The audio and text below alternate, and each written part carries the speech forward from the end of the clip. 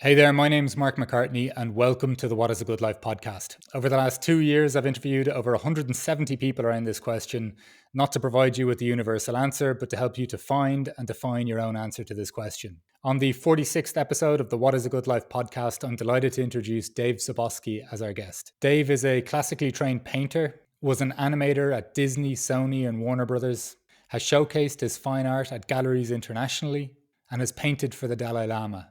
While his work includes timeless films like Beauty and the Beast, The Lion King, Aladdin, he has also illustrated several acclaimed children's books. In this episode, Dave discusses why attention is our most valuable commodity and discusses the connection between love, attention, creativity, and interdependence. We also explore the role of acknowledging and processing grief and its importance in creating something new and moving on from anger. Dave also delves into the immense power of storytelling and touches on the collective shifts we can accomplish through them. He also points to the universal laws of creativity and what we can extrapolate from them regarding life. If your life is lacking some spark, if you are feeling frustrated or even angry about not expressing your potential, this episode will give you plenty to contemplate. Dave is a force of loving nature, and I suspect after listening to him for an hour, you'll love and appreciate life a little bit more and feel inspired to take some action. Out of all the people that I've interviewed, very few people radiate their message and embody it so much as Dave does in terms of creativity, love, and attention. And so I took a hell of a lot from this conversation, as I'm sure you will too. And if you enjoyed this episode, please like, share, and subscribe. And if you're on the podcasting platforms, please leave a review, as I greatly appreciate your support at this stage of my podcasting journey. So without further ado, the 46th episode of the What is a Good Life podcast. Dave, thank you very much for joining me here on the What is a Good Life podcast today. As I told you in our little pre-chat there, I've been following your work for some time on LinkedIn, also discussing this Lexus video of yours, in which you were gifting one of your paintings. I find you to be someone who is wholeheartedly showing up to life. So I was really excited to talk to you today. Oh, well, it's my pleasure. I'm delighted to be here. And, thank you for the kind words. That's a really lovely reflection. So, Dave, the first question I have is there a question you're trying to answer as you move through life? Right. So just that, super Yeah. simple. Let's get started with an easy one. Right. Is there a question I am trying to answer or answering with my life? Yeah, I think it's sort of twofold. What is love? And how close to it can we come? I think that there is kind of what we were saying just in our little pre-chat there. Um, we are unbelievably privileged. The wild improbability of our being here in this moment, not just from a standpoint of the physiology of having that one sperm choose the choice that it made, but just the near misses and the accidental being that we're actually here right now. Like that ridiculous improbability should wake us up to the undeniable, extraordinary preciousness of every second and our kind of our own divinity or access to it. That's why I'm so deep in the idea of creativity and what is creativity, because I do think that it is our opportunity to emulate the divine, to find a kind of cohabitation or a sort of a coherence, a connection to the thing that makes everything. Like we sort of are kids playing with clay to mimic the grown-ups, which is the divine around us. So I don't know, with my life, what am I trying to answer? I think it's what has love got to do with it? Tina Turner. Yeah. I resisted the urge to break into song. And Dave, just when did this was this always something that you were curious about? And even just the question of like what is love like in terms of, is there like an essence to the quality of it, the essence of it, the way it's expressed or displayed amongst people? Yeah, I think that look at our attention is the most valuable thing in the universe, what we pay attention to. There are companies, they will spend billions of dollars on getting your attention on things. That attention is access to the miraculous. We are gifted with this ability to pay attention, to actually pay attention. And the cost of that is, hopefully, the ledger is, greater. You want to get a good deal on the things that you pay for, right?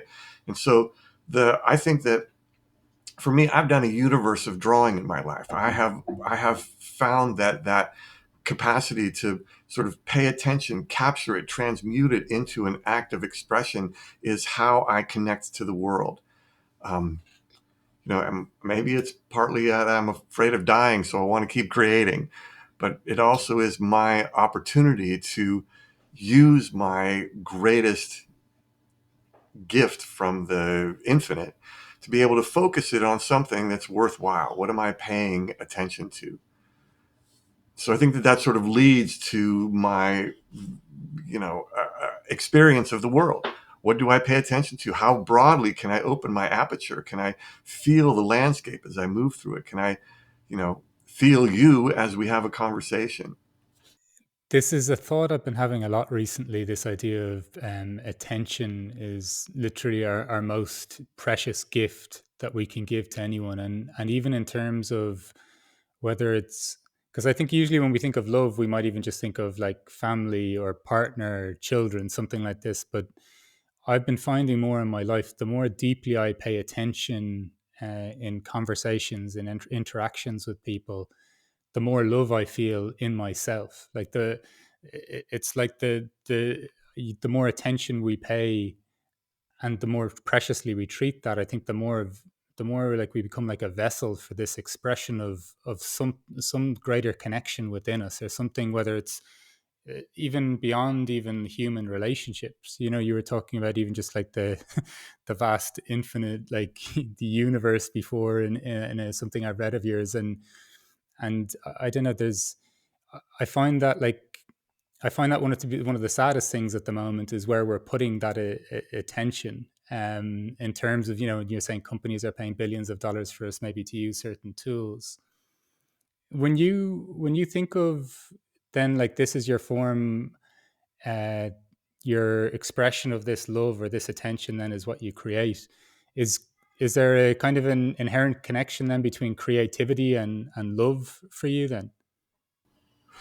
Well, yeah, absolutely. But if you think about it, and maybe we open our aperture up a little bit to some currents that we can find ourselves in. But one of them, for example, is, I am on a path to mastery. That's my mission, is to master this craft. And the craft is not just the outward expression or the physical things that I make, but the conduit that I am for beauty and love and trust and tension and whatever the subject is. So that I had this great teacher who said, it is not something that you do. It is something that you be. You can't do it. You conduit, Nice. right? Like you conduit. You become a conduit for it. That's my terrible Indian accent. But the idea is that any master of any discipline, whatever that may be, a martial art or a physical art or dance or flower arrangement, they're a master because love is present. And so it has to be part of the mechanism that allows for you to input data and output your expression and your mastery. So the first thing is that love is part of it. The second is that I listen for these currents. And, you mentioned that, like, in our time, things are challenging. But I think if you look at the currents, and this is what I mean by maybe opening up our aperture a little bit, that I think that, we talk, and I'm sort of deep in this business. I'm running a startup right now. I'm co-founding a startup, and I'm experiencing a lot of sort of, late stage capitalism and, the Western view of things, and artificial intelligence or machine learning and things like that. But I think if we think about like opening up that aperture, we are in an age now of interdependence. And I think that there's something really exciting about that. This idea that we are interconnected. We are evolving consciousness. We evolve it through our stories and our expressions and the things the acts we take day to day, where our attention is put, is part of our evolutionary process. And so if you look at where we are now, you can see it in the stories that are being told, where we had heroes that are now collective teams, from the hero's journey to the kindred quest. We're in this place now where I think that we're in an age of interdependence. We have borders, but we also have our sovereignty, and our sovereignty leans up against something. Somebody can leave a window open in Wuhan, or they have some event happens in Israel, and we know about it instantly. And if we're honest, it does affect us. It affects us emotionally because we know those are other humans over there that this stuff is happening to. And I think that the thing that's exciting for me is that if we can kind of recognize that and move through, you had someone on emotional intelligence, if we can kind of find our emotional intelligence, then we can recognize our interdependence. And I think that that's where our real advances are going to come from. And within that, then, what do you see, Dave, as contributing to that, like cultivating that awareness or that consciousness of almost the opportunity that kind of simultaneously coexists with maybe some of the heavier things that people are that they're also, their attention is also being drawn to. Yeah, well, I mean, I think that there's an optimism because we are in a time that there is more freedom for more people on Earth, percentage wise, not just numbers, than there ever has been.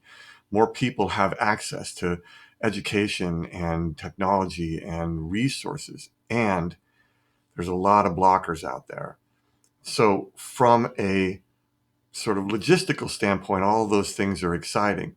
But I think from an emotional standpoint, I mean, to be straight, the one thing that we are not very good at is grief.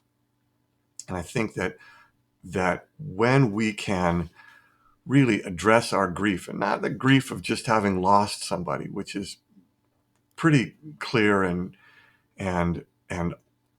evident, but the grief of having lost possibility, like when we have been promised or feel like we've been promised something, that grief that promise that wasn't fulfilled, that grief that, oh, I wish I were in a better place, or the grief of losing potential, of lost potential. So I think when we can really feel into our own grief, then that allows us some access to some things that will open us up to our interconnectedness, like gratitude. Because we can process grief in such a way that we can accept it, feel it, understand it, recognize it, go through Elizabeth Kubler-Ross's, 5 stages to where we deny it, we fight against it, and then we eventually accept it. In that acceptance, there's love. And in that space, there's the potential to be grateful, grateful for the lessons, grateful for the opportunity to have had a glimpse of something beautiful. And that gratitude is a kind of ground floor upon which we can build a future. You can't build it on the rubble of grief. You have to get past that. And so, yeah, I think that's a real trick for us in our time, for us to be able to collectively process grief, especially in America. You have these kind of middle-aged white guys who've been promised a fish in every pot, and that promise didn't fulfill itself, that they would have businesses, that they would have an ability to be better off than their parents were, and they aren't. So there's a lot of unprocessed grief that leads to anger, and that anger is a blocker for them to get to that emotional ground floor where they can build on top of gratitude. If you build on grief and you build on anger, it's just a bunch of rubble that falls over eventually. I think that's absolutely beautifully said. I think that there's something the idea that we have around grief, and look, there can be almost the ultimate idea or association we have with grief with the passing or some of our own mortality. But I really like this idea, almost like the passing of moments, and it's not to say that we get um, kind of, I don't know, railroaded or kind of blindsided when we just acknowledge that something has passed. But even I've recently become a father, and I see my baby just of 3 months, and I see there's certain stages now that have just passed, and I felt fully present for them while they were there. I feel in deep gratitude for it, but it is a kind of like, wow, it's only been 3 months and all this change has happened, and it's not to say that leaves me in a state of mourning, or even that my relationship with my wife is somehow, it's still a beautiful thing, but it has changed. There's a phase that is over and a new phase has begun.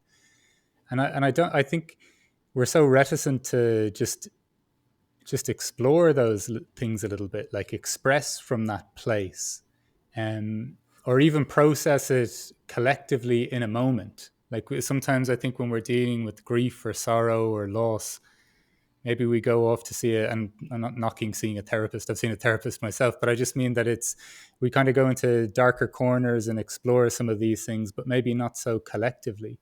And not even just the fact that you were saying there of that grief can be, we're not going to build something on the rubble of grief. It's something we move through, but almost like that can be the collective experience of it, because it's everywhere. That can be something that almost brings us together as well, and just the expression or the sharing of that experience. Yeah, I think that we, and especially guys, men, we Yeah, think about grief as, like man up, like everybody loses something. Um, we also don't have a real dimensional view of grief. It either is death or nothing, right? So yeah, like you can grieve death and then, wow, that was a drag, put it behind you and move on. Everything dies. But I think that other grief that I'm talking about, that is actually cultural grief, the grief that you're talking about the past that was, there was a beauty in the moment that's now gone. It's not the grief of death. It's the grief of I don't know, past potential. And uh, that's the thing that I think becomes, kind of putrefying, that we tend to stop at anger. Like, I'm just pissed that I didn't get that thing that was promised to me, right? Whatever it is, from a political standpoint, a cultural standpoint, a work standpoint, an ice cream cone standpoint, I'm pissed that I didn't get what I believed I was promised. Right now, that's a grief that's mutated into anger, because that anger protects us. It gives a shell. It casts a kind of blame or recrimination. It's not my responsibility because I'm a victim. And that victimness gives me permission from somewhere to have anger. And that anger blocks me from being able to build a future on it, because it wasn't my fault. I'm not responsible. But man, this is your life. You pay attention. That cost of attention is the ledger that your life is measured by. And so, did you miss something? Is there some place where you might be able to take some responsibility? And I know that there are places where that's not accurate. And so what we have to figure out how to do is forgive ourselves for missing something. Forgive ourselves for the grief that happens, that we find ourselves in a position that left us with some challenges. But that anger is the blocker. And finding a way to transmute that anger into some kind of sadness or grief allows for us to be able to process it and move it. It's very difficult to just process anger into gratitude. It's a yeah, hard yeah, step, right? It's just, you got to go through blame and recrimination and lack of responsibility. And so when we can be a little bit more emotionally mature about it, recognize, damn, really, really wanted that, and I'm not going to have it. So I grieve that. It makes me sad.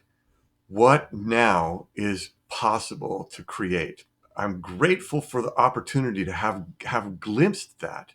And can my life be iterations so that I work more towards something that feels qualitatively like that feeling that I was hoping for, right? So, I was an animator at Disney Studios.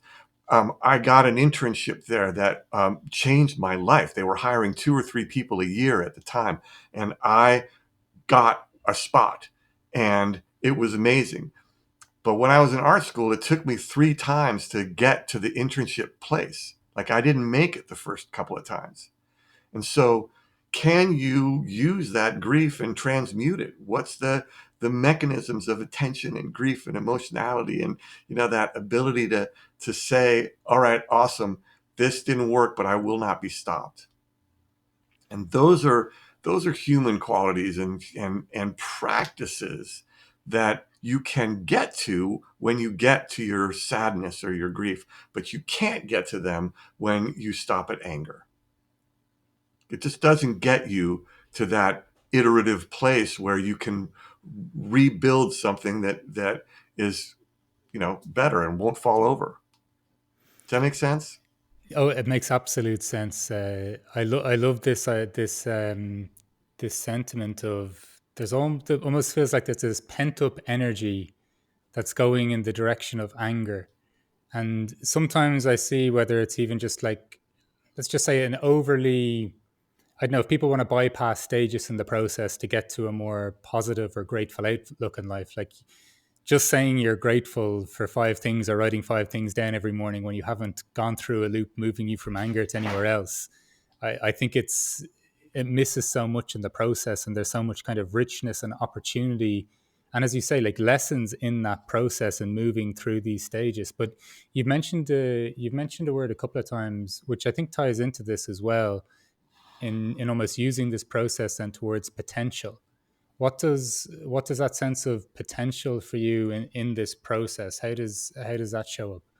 Well, yeah, I mean, we humans are magnificent instruments. Something you're saying reminds me, like B.B. King, one of the great guitarists of all time, so who am I to argue, said, I just took my sadness and turned it into the blues.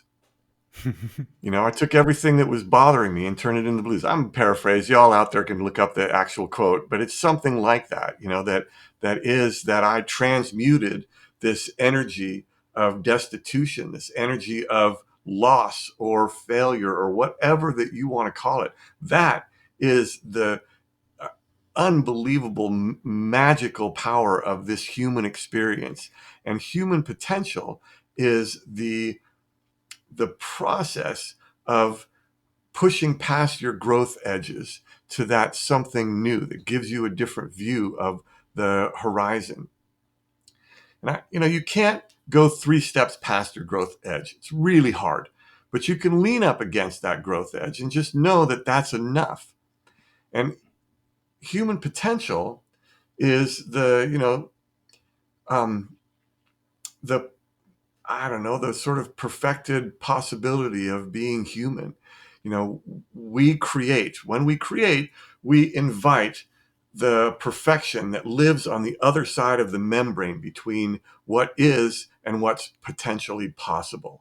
Right. And so everything that I create, I have this sort of imagination that, like, I want to create something. I want to turn a thought into a thing. And so here I create a sort of meditation and a communication that communicates past that membrane between the what is real and the infinite potentiality, that thing in its perfected form up there beyond the screen here, that is my imagination perfectly formed, right? And then my job as a creator is to be able to coax that thing past that membrane with as much perfection as it possibly can, so that when it lands in reality, it looks as close to what it was in that potential as possible. And so humans, I think, are the same. And our job is to do our best to express our potential as closely as possible, that is sort of mandated by the divine. Don't be a dick. be a good person, right? And so what does that potential look like, you know? And I think that that's the story we continually tell ourselves. And you know, sometimes we get in the way of it, and sometimes we, you know, we manifest it through practices that allow for us to continually communicate to that potentiality. And so, you know, when we miss, there's also some grief. And so understanding that gives us a chance to kind of like reset and and reapproach it. That's iteration is a universal law of creativity. If we're angry or we block ourselves, we have self-talk, we prevent ourselves from iterating towards that potentiality. You know, there's just by the way, when you mentioned that BB King thing quote, my sister recently sent me a poem from Leonard Cohen that I forget the exact name of it, but the sentiment was, "This grief was keeping me up in the middle of the night. Instead of turning to booze and distraction, I wrote it down for people that could relate to it when they're in the same moment as I am." And I know there's just going back even to that idea again of like connection, potential, grief, Mm-hmm. and interconnectedness of how we can create in these moments. I think it's a really beautiful sentiment. The other thing, just when you're, Well, oh, sorry, go on. well, I want to offer just um, a little focus on an optic. Human potential doesn't mean me wearing a cape and saving kittens from trees. It doesn't mean me being a superhuman. It means me being as connected to myself as I possibly can in this moment. That's what I mean by like a growth edge. So my perfected being is I'm also, you know, angry at something until I can transmute it into some other thing. I smell bad sometimes. My hair is a mess. I don't like all of those things. It's not doesn't mean that like perfection. I think is not the perfect vase. It's the perfection is me being fully in acceptance of who I am today. Oh, And that absolutely. I think is That's where a self love comes in. absolutely. And as someone who hasn't showered today, that's very gratifying to hear that you I can. mean, but but but with this, I but I think that sense of, I think anyway, like the high point. Let's say I mentioned even before in conversations, I think the high point of a conversation is for me when I feel I'm in almost direct contact with the present moment. So that's both with another human being and listening and paying attention. And then also for me to be aware of how I'm feeling in the moment itself. And it's a whole plethora of different things playing out without me box ticking to say that I'm doing all these things. It's just in this beautiful, perfect state. And as you say, that may even involve me being aware that I'm judging the other person in a moment, even though I feel extremely connected. And then simultaneously processing that judgment, and coming back to the moments. Like it's not always like just perfect synchronicity or flow of pleasantness, if you understand. But I think the really interesting thing in so much of this is, can we get comfortable with ourselves in whatever is coming up in the moment? Can we accept it and allow it to have space to even just let it pass? You know, I think that there's so much, even what you were talking about in terms of the anger initially, there's so much like when we demonize a part of ourselves or we're not accepting ourselves, it's so difficult then to actually create some of this space for the perfected version of ourselves, and not being perfect in terms of external metrics. I just mean being mm, as much ourselves as we can in any moment, or even just allowing it to exist, appreciating the transient nature of things sometimes, and all that comes with it. right. Well, that's attention. Like how are you using your attention? There's a great principle that goes back 2,000 years to it's called Nothi Seuton. That is, know thyself, right? And not just know yourself, but know the thy in thou. Know that there is this like divine in there. But I'll tell you, Mark, I'd ask you. I mean, you've interviewed all of these people. They're all dropping all kinds of wisdom. What are you looking to answer? What, like, you must have gained some really amazing insights from all of these incredible conversations. What drives you for this? Um, what drives me for this is it really is to inspire people's own self-reflection. Like, it's to see that everyone that I talk to has some sort of different answer, that there's some sort of nuance to it.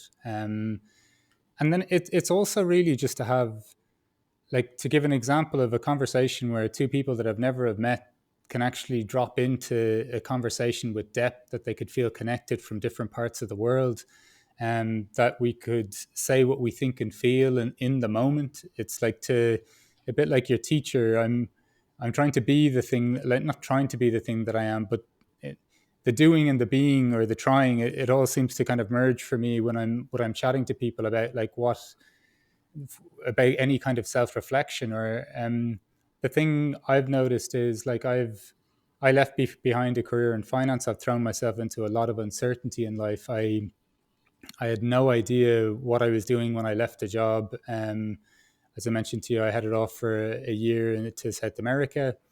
At no point really had I had a clear sense of what it is. I just knew that I was insanely curious, and and a curiosity that I think had been dulled and pushed away. Hmm. So really, when I started this, it wasn't with a fixed point of, this will get me to here. It was like, Mm-hmm. I was kind of, I felt a little bit suffocated by the ideas of making clear plans of what was going to come next. I, I, I don't know. I want to have conversations with people where they kind of see the reality of what someone's process is as well, and that it's not this linear line of external consistency all the time, and perfect processes. That life is a little bit messy, that there's lots of paradox in life if you think about it a little bit more. And also, I don't know what I know you've touched on divinity and being expressions of that, or God. I kind of think it's a little bit sad that notions, or like, God doesn't come up very often in a lot of conversations I had maybe prior to 7 or 8 years ago, or in essence, or a sense of divinity. And while I'm not trying to push a message of divinity, I'm just find it a bit sad that some of the wonder from life has ceased to exist. Like, whatever your Hmm. interpretation of life, whether it's the Big Bang, or God created the world in 7 days, or maybe you believe in science and God, or maybe you don't believe in God and something that has set up religions in their name, and things like this, whatever it is, or you believe in a multiverse. I find it incredible, some of the answers that we have some people just have no real opinion on. And then, I don't know, some of the nonsense we concern ourselves with, whether it's just, I don't know, what the latest celebrity did, or just even the gossip we share in our own lives without reflecting on some of our own stuff before we look to stick our noses in other people's business. So I'm not answering your question very clearly, but it was a whole mixture of all of these. And it was really just I don't know, really to provide a platform just to discuss some of these themes, which I think, for me, as I dive further into them myself, even though I don't have a clear, finite answer to them, I don't even think that's the point anymore. But my life becomes inherently better by exploring them.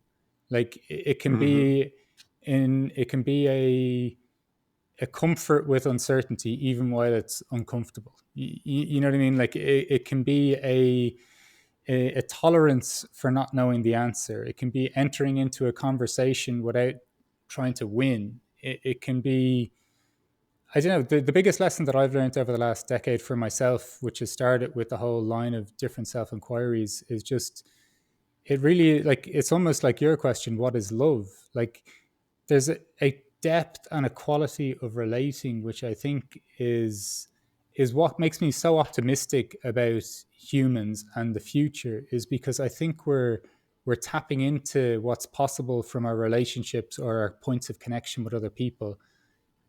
We're tapping into it maybe 5% of the way, as far as I, maybe that's okay, that's way too low, but I just mean with the infinite, like, possibility of what we're capable of in terms of connection and what we can derive from our relationships. Maybe 5% is way too low, but I just mean, like, that there seems to me something limitless which I never appreciated before. And I guess sharing moments like that with other people in their own lines of inquiry is what spurred me on to do this. Right. Nice. And I use the term divinity, and I have a loose interpretation of it. It doesn't necessarily mean religion or God. It could mean consciousness. It could mean just freaking magic. I mean, think about this. The universe erupted into being, say, 14 billion years ago. We do some work with JPL, and there's some evidence that maybe it was more like 26 billion years ago. Regardless, it's multiple billions of years ago. And the general understanding of it at this point is that there was something that caused a big bang, some emergence. Everybody's heard that term. Basically, it is the moment that the universe started. All of this material exploded into being and raced for the corners of the infinite. But I mean, like, all right, cool. There's this famous saying that says, science says, give us one act of magic and then we'll take it from there. Yeah, Right. yeah, And yeah. so what happened in the instant before the Big Bang? Was there, like, there's no, as soon as the Big Bang, now you have physics and science and you have all of these things happening. Temporal disruptions, time, space, gravity. But what happened in the moment before? And there are lots of unknowns that we sort of don't even really address, like gravity, for example. Gravity is sort of time and space, or time space, but there's no graviton. You can't point a thing and shoot gravity at something. I can drop this and we can predict what happens to it, but not why. There's no real understanding that is, consensus on something that's just so prevalent. And I would say the same thing about love. And maybe I have a theory that love and gravity are similar, just different vibrations of the same thing.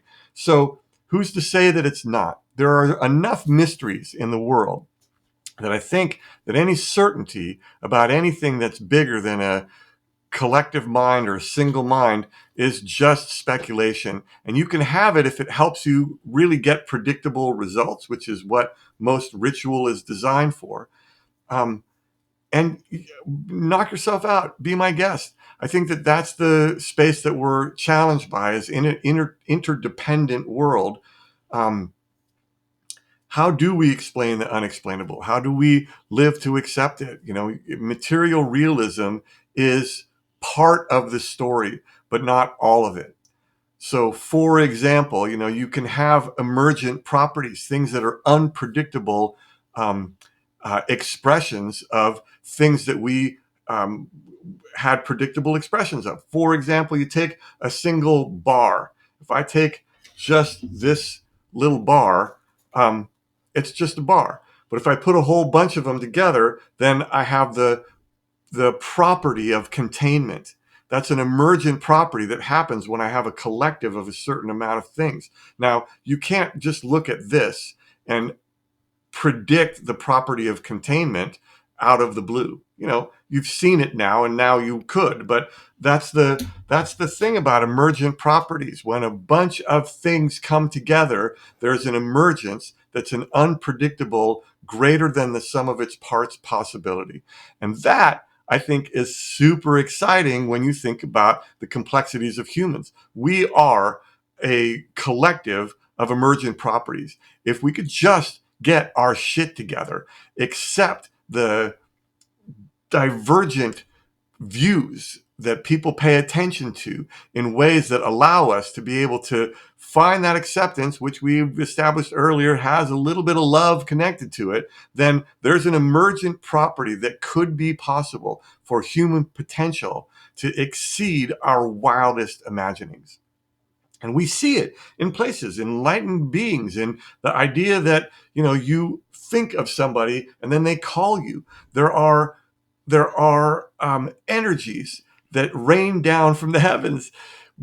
Our bodies receive 1/10 trillionth of all the radiation that's coming down on us right now. This call that you're watching is coming in on waves. The telephone, cell phone vibrations that you're not receiving. What else is possible for you to receive that you're not receiving yet?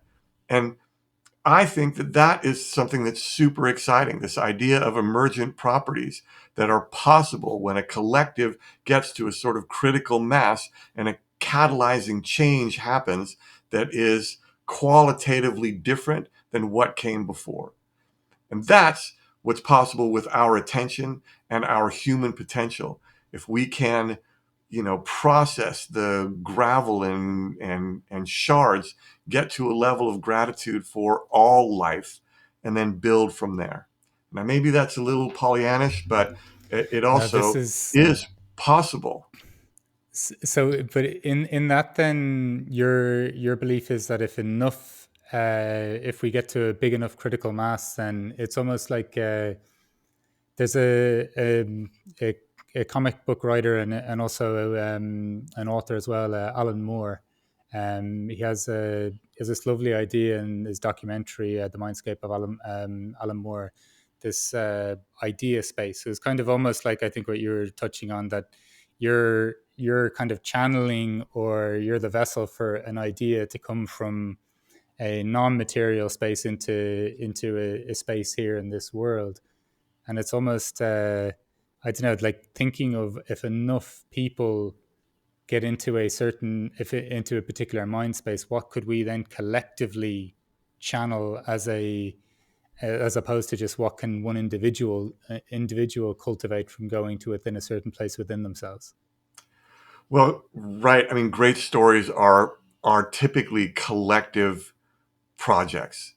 Right. Few exceptions, but even for them to go out widely, they tend to get collaborated on. I mean, you can think about Lord of the Rings, epic, amazing story, and then there's these movies that make it even more widely acceptable as a story. That's a kindred quest story. Harry Potter, the Marvel movies, um, it's not just an individual thought. It is the kindred quest that we can come together and imagine greater. And I point to stories because it is through story that any changes are made. And the question is, what story are we telling? Could we tell a story of what if it went well? You know, we create from our beliefs. We create from the stories we tell of the things that we believe. That's how we create. People say, well, seeing is believing. I would argue that believing is seeing. That there's a great story from the philosopher Stephen West, and he says, imagine you find yourself in a dire situation, like you're being chased by a ravenous bear. Now, you probably can't outrun that bear. Now, in front of you, there's a chasm. If you can jump over this chasm, you'll escape the clutches of this hungry bear. If you don't believe it's possible, you won't try. And so the outcome of you landing on the other side does not exist in any realm of possibility because you don't believe it. And then it would be a bad day for you. Basically, it'd be a great day for the bear, but it'd be a really bad day for you. Now, if you had some belief, even the smallest belief, and you took the leap and the successful outcome happened, that successful outcome was only possible because belief was present. Belief becomes a non-trivial aspect to the actual realization of a reality, right? So that belief was a critical component to that reality manifesting. And so that's a story that we tell. Everything that's around you is there because somebody told a story about it.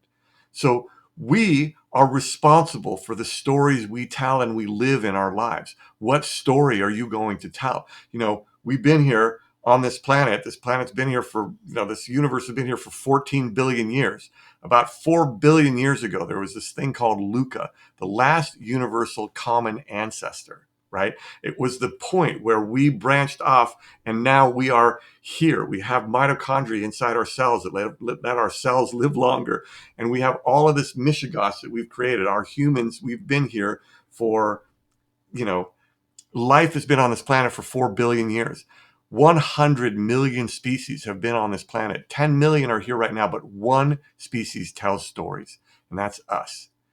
And so if you want to flex your 1 in 100 billion species gift, man, use it to tell the stories of what if it went well. Use it to tell the stories about how you pay attention to things. Use it to tell the stories of a human potential that makes things work. Post-apocalyptic stories, man, they're a dime a dozen. They're super easy. But why?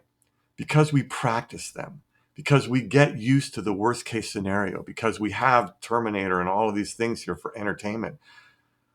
But can you tell the story of what if it went well? And that's the hard story to tell. That's a shift in our human potential for us to believe that it could possibly go well. And I talk about AI all the time, and that's the story that I tell. What if it went well? What would we need to do to make things the way we believe human potential could actually be? I think this is really fascinating in terms of, I don't know, just even what you're so passionate about, even in creativity and the role that that can play in terms of opening individuals up to our potential. In terms of a story for what if this went well, does that I have a strange way of being optimistic in that I think I map my own individual process onto the macro, and I think, well, if people suffer enough, they'll start to look for different solutions. And in a way, I guess it kind of that would map the idea of what you were saying earlier, going from anger through to grief and to pain and feeling your pain and coming out and processing that and coming out the other side of something is the story that you think of for what if it went well for humanity. Does it start, I know you were mentioning there, with paying attention? Is it there's I don't know, I feel that there's love is inherent within us. Like I don't think that's really much of a a, a debating point, if you know what I mean. I think that we see enough of that, even if it's blocked in different ways. But how would you kind of tell the story of what if it went well? What would you be looking for? Well, I mean, I think there's a ton of examples in the world already. You're Irish. Man, when I was younger in the 70s, it was a mess. Bobby Sands and Bloody Sunday, I mean, like, there were some really trying times there, and it's not like that now. So what would you point to the shift that lets Ireland live in peace right now? There was the Catholics and Protestants. There was the British, influence on all of it. Like, what's changed? And so I think that there are examples in the world that are real, that we now, because we're interconnected, we're interdependent, we can actually look at those. You you can see in Israel that shit doesn't work. When you have the leader of Israel say, and I'm Jewish, but I'm not going to stand by a leader of any country who says we're going to enact a vengeance that will be felt for generations. And that's just a failure of leadership. And that's what Netanyahu said. That's a quote. And so that's a failure of leadership. That's a failure of vision. And that's a failure of process. Like, clearly, he actually wants something to continue, because for 2,000 years, that very same mentality has led us to having the same thing repeat over and over again. In Ireland, it's switched. It's not that same environment anymore. I don't know what all the small machinations were, but I think we can look at those examples and see a really stark contrast and maybe learn a lesson from it. One of the things that we have to do is process our grief, because there's no question that what Hamas did is unconscionable. How do we get over that? How do we find some way towards, not annihilation? Right? Because we've clearly seen throughout history that any group that desires the annihilation of another is actually improving the odds of their own annihilation. And so, yeah, how we started is we look at how we've done it well in the past, and then we extrapolate that. How do we do it well in the future? Truth and reconciliation in South Africa. That it's still kind of a mess down there now, but that process was a really powerful healing process for that country. So, we got a lot of work to do. But could you tell the story? If it went well, what would you look at? You look at examples of where it did. You create opportunities to either replicate those or advance them, because we know more now than we did then. What do you see as, just from my own personal experience? I found, just even with the processing of grief or pain, I found creativity to be a stunning resource within that.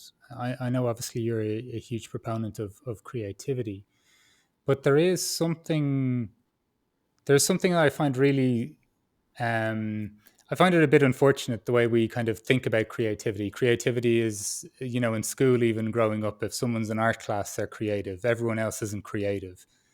You know, I must say, like when I think of the things that could stimulate new possibilities, new opportunities, like I don't know, switching us more onto a creative path, creative outlets, even just as a play or expression in our lives. It doesn't have to become your full gig. It doesn't have to become anything more than just a private expression with yourself.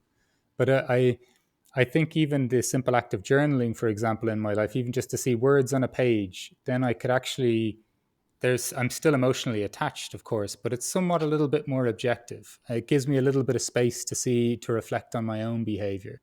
But then also just the sheer act of seeing words appear on a page makes me believe in the possibility of something new. Something is literally being created in front of my eyes as I observe. So I don't know, just in terms of your perspective with creativity in I know the very act of telling a new story is a creative act itself. Well, yeah, but it's also practices. So what you're talking about is a practice of transmuting an emotion through an expression into another form. And then from that form, does it need another transmutation? Does it need to go somewhere else, right? And then you decide, now this is just morning pages, or this is my novel, or this should be a sculpture or a podcast. And so uh, we transmute our emotions through creative practices. And I mentioned it a little bit earlier, and I can kind of just lay these out quickly, the idea that there are universal laws of creativity around which we can build practices that help us track a path to mastery. And just briefly, the universal laws of creativity are that creators believe. They believe what they're doing. Whatever it takes, whatever practices you need to believe in what you're doing.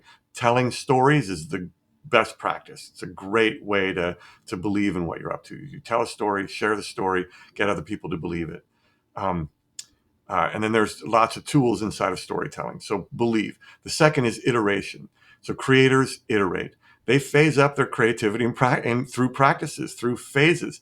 I didn't mention that not only did it take me 3 times to get into Disney, but I got a D plus in high school art, right? And so that's like a happy D. I don't know what a D plus is, right? But it didn't stop me because whatever reason, had my samskara, the thing that came in me that needed to create. So I wasn't stopped by it. So we believe, we iterate, we collaborate. Any big idea that you have can't be done alone. We learn how to plus by collaborating, how to be additive to each other. The fourth is risk. We learn how to risk in ways that engender trust. Every little small mark lets you make bigger marks. I use a pen sometimes when I'm drawing, and then when I go to pencil, it's so much easier because I've taken this risk. But you can extrapolate that out into, asking for the raise or the date, or taking a chance on telling a story about what if it went well, or using your heart for your creative expression in places that take a risk. So risk is a universal law of creativity. It's a place where we can engender more trust. And then the last one is that creators complete. They finish strong. And when you finish strong, and whatever those practices are that help you cross your T's and dot your I's and say, this I made, it's complete, those completions help you tell a story that helps you and others believe more powerfully in your own creativity. So it kind of closes the circuit on this idea. So believe, iterate, collaborate, risk, and complete. And inside of those, there are practices that help you create in ways that you can build a path to mastery. And if you want to know more, I'm happy to share more about what some of those practices are. I've been cultivating a lot of them. And so that's sort of my kind of overview of how we can look at creativity like a technology, like a way to get replicable results. And it's not just a black box that belongs to that guy. I got a D plus in high school art and I didn't get stopped. I was an animator at Disney Studios. What are your practices that help you create such that it's a kind of flame that you can put a hurricane lamp over and it won't get blown out? Because it is your birthright to be creative. It's your birthright to be able to manifest your ideas. And we have this one ridiculously preposterous opportunity at life to pay attention to things and build something beautiful. And I don't want to waste a second of it. I was thinking of just ending the podcast there, to be honest, because I usually finish with the question of what is a good life for you, Dave. I'm conscious of the time that we're coming up to, but that was just absolutely glorious. Like there's I don't know, I just love, when we were talking about the possibility and belief, and just it's almost summed up perfectly in the fact that you got a D plus in high school art and became an animator at Disney. Like in terms of just, I don't know, just your life being the very living, the living proof, the living evidence of what you're talking about. Yeah. Yeah. Yeah. You want to ask that question and you can put it before my last answer. Yeah. What is a good life for you, Dave? Yeah. Well, see the last 5 minutes. Yeah. What a good life is, figuring out a way to love every minute of it. It Whatever there means, is. yeah, whatever it is, it means petting my 11-year-old bunny and listening to my dog snore in the background, and just living in a kind of acceptance for what is, and a constant intention to create, from the inside out. Well, I'm glad that I still persisted with the question, because I don't know, just even the thoughts of that, like your 11-year-old bunny or hearing your dog snore. I think there's just magic in so many moments. I think there's so much magic in so many moments that we sometimes discount or don't even pay attention to. And I think once again, just the act of paying attention, whether that's the connection between that, like us, and love, whether that's the stimulus for creativity, inspiration, belief, all of so many of these beautiful themes that you've been talking about, whether it's moving from anger and into grief, into transmuting that grief. You've left me with a hell of a lot to contemplate, Dave, and I just want to really thank you for your time for this conversation today, sir. Yeah, Mark, it's my pleasure. Thank you so much for inviting me and for having this conversation. It was just really lovely, and I appreciate what you're creating in the world. Thank you.